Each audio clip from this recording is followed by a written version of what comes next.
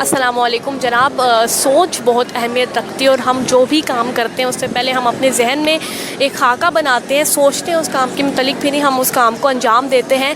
और हमने ये भी सुना है और मैं अपनी अक्सर वीडियोस में भी कहती हूँ कि मनफी सोच इंसान की ज़िंदगी को तबाह व बर्बाद कर देती है, लेकिन जो मस्बत सोच होती है वो इंसान की ज़िंदगी में निखार लेके आती है और उसे मज़ीद कुछ करने का मौका देती है। लेकिन अगर यही सोच हद से ज़्यादा बढ़ जाए तो हमारे लिए मनफी से रिज़ल्ट मिल सकते हैं, चीज़ें सामने आ सकती हैं। तो किस तरह से ओवर थिंकिंग से बच सकते हैं, ज़्यादा सोचना, उसके सिम्पटम्स, उसका इलाज और ओवर थिंकिंग है क्या, ये सब कुछ आज की वीडियो में बताऊंगी, इसलिए इसे स्किप मत कीजिएगा, मुकम्मल देखिएगा।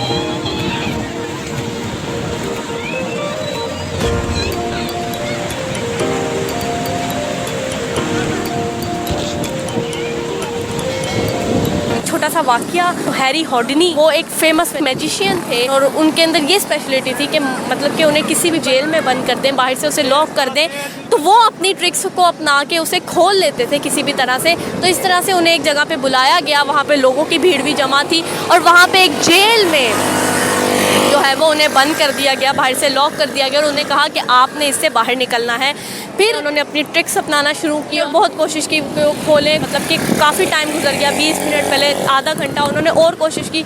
वो कह रहे थे कि मैं 1 घंटे में बाहर आ जाऊँगा, उन्होंने सबको ये टारगेट किया था, लेकिन 1 घंटा भी गुजर गया बट वो बाहर ही नहीं निकल पा रहे थे। वो मज़ीद अपनी ट्रिक्स अपनाते पर फेल हो जाती कि यूँ 2, 3 और 4, 5 घंटे गुजर गए बट उन्हें कुछ भी रिज़ल्ट नहीं मिल पाया।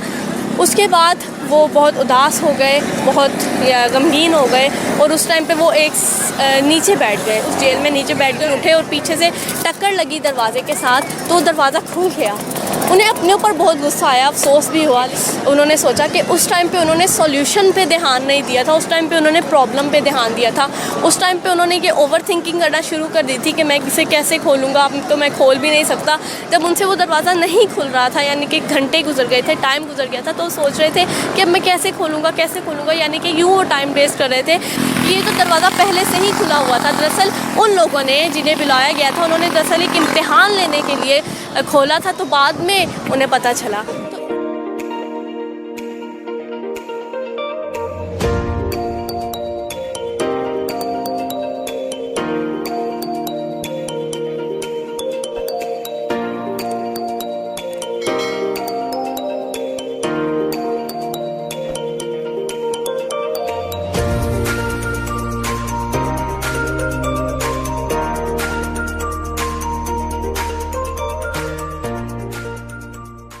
ओवर थिंकिंग हमारे लिए कितनी ज़्यादा ख़तरनाक साबित हो सकती है, तो इससे बचना कैसे है। पहले ये सोचते हैं कि ओवर थिंकिंग है क्या।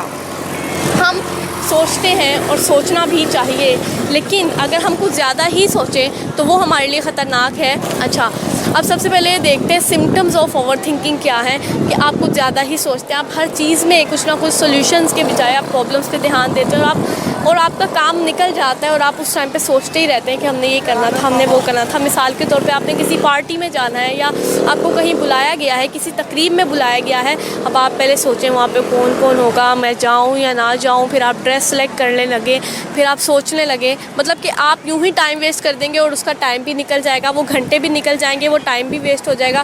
फिर आप सोचते ही रहेंगे और फिर आपको खुद पर भी अफसोस होगा कि मैंने ओवर थिंकिंग के चक्कर में, ज़्यादा सोचने के चक्कर में अपनी वो टाइम ही गंवा दिया और फिर वो टाइम निकल चुका होता है। तो उस टाइम पे हमें खुद पर गुस्सा आता है। इसलिए या तो पहले से प्लानिंग करके रखना चाहिए, या कुछ काम ऐसे होते हैं जो सडन होते हैं, हमें उसमें सोचने का मौका भी नहीं मिलता, हमें वो काम फ़ौरन ही करने होते हैं। उसमें जो बंदा ओवर थिंकिंग करता है उसे ख़तरनाक साबित हो सकता है उसके लिए रिज़ल्ट। लेकिन अगर आपने कोई पक्का काम करना है, कोई ऐसा काम जो कि उसके लिए आपको सोचना पड़ेगा, उसके लिए आप ज़्यादा भी सोचें लेकिन हद से ज़्यादा ना सोचें।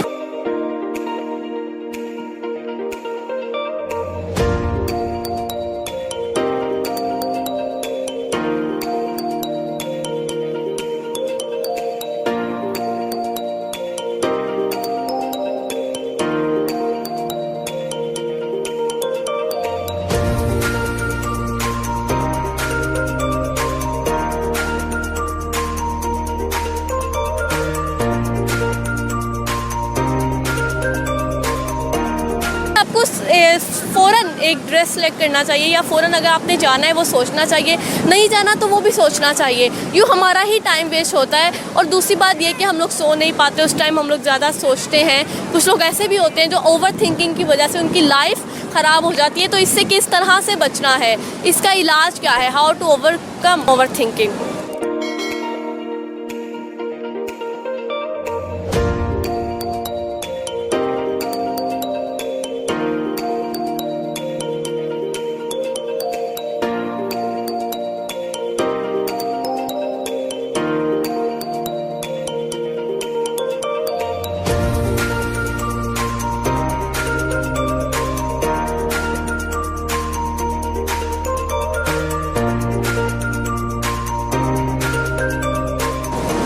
आपको बताती हूँ, नंबर 1 पर देख लीजिए कि आपने किसी भी चीज़ को अब सडन सॉल्यूशंस निकालने हैं और आपने सोचना है कि अब मैंने ओवर थिंकिंग नहीं करनी है, क्योंकि आपको कोई काम सडन करना है। जैसे ट्रैफिक में क्या होता है कि जब हम लोग ट्रैफिक में फंसे होते हैं या रोड ड्राइविंग करते हुए, तो उस टाइम पे हमारे पास टाइम नहीं होता, या तो नेक्स्ट टाइम पे टर्न लेना होता है, इस तरफ टर्न लेना होता है, क्योंकि उस टाइम पे गाड़ियाँ चल रही होती हैं। उस टाइम पे आप ओवर थिंकिंग नहीं कर सकते, ज़्यादा नहीं सोच सकते। तो यहाँ पे जो इंसान ज़्यादा सोचेगा वो नुकसान उठाएगा। हम लोग कपड़ों पे कितना ज़्यादा सोचते हैं, और आप मार्क ज़करबर्ग को देख लीजिए, उन्होंने कपड़ों पे इतना ज़्यादा नहीं सोचा, बल्कि वो तो एक ही शर्ट पहन लेते हैं, एक ही रंग की। तो इससे आप मिसाल ले सकते हो। और अब आपने अपनी ज़िंदगी में खुद से अहद करना है कि अब मैंने ओवर थिंकिंग नहीं करनी, और आप जान ही चुके हैं कि हमने ओवर थिंकिंग से कैसे बचना है, खुद पे कंट्रोल रखना है और ओवर थिंकिंग को ज़्यादा सोचने को। आप इस ओवर थिंकिंग से ऐसे ही बच सकते हैं कि आपने जो फैसले जल्दी लेने वाले हैं वो जल्दी ही लें, या जो चीज़ आपकी मुस्तनद चीज़ है, या जो चीज़ एक